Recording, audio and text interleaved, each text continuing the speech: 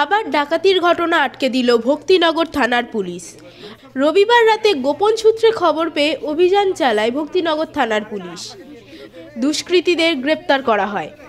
Siliguri police কমিশনারেটের Bhaktinagar থানার police সূত্রে জানা গিয়েছে, রবিবার রাতে অ্যান্টি ক্রাইম ডয়িংয়ের নিকট খবর পৌঁছায় সেবক রোডে পিসি মিত্তাল বাস টার্মিনাস এলাকাতে 10 জন দুষ্কৃতী জড়ো হয়েছে। গোপন সূত্রে পাওয়া খবরের পর পুলিশ সংলগ্ন এলাকায় অভিযান চালায়।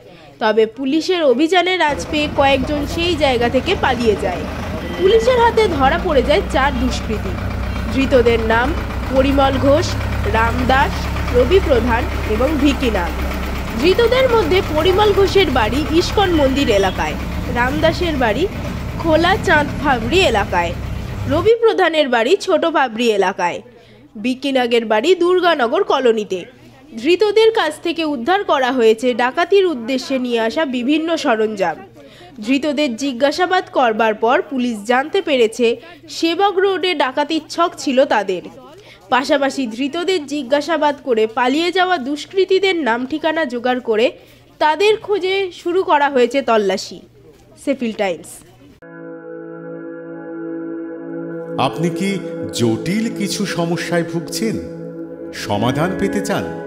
যোগাযোগ করুন প্রখ্যাত জ্যোতিষ ও তান্ত্রিক মনসারাম ভট্টাচার্যের কন্যা মনসা কন্যার সাথে। প্রখ্যাত জ্যোতিষ ও তান্ত্রিক মনসা কন্যা হাওড়া জানবাড়ি ও হাতিবাগানের নিজস্ব মন্দিরেও বসেন। যোগাযোগ 9830106967 আর 9239655323।